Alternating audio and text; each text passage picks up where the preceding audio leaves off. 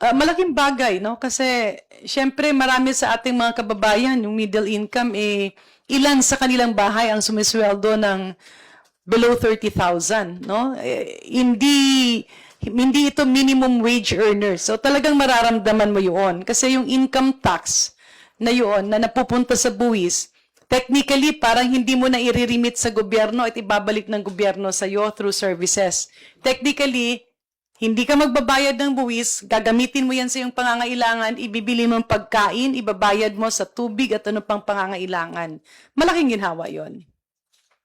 Idagdag ko lang pala, if you look at the program, the statement of the President, sinama niya dyan yung logistical cost, yung mga toll.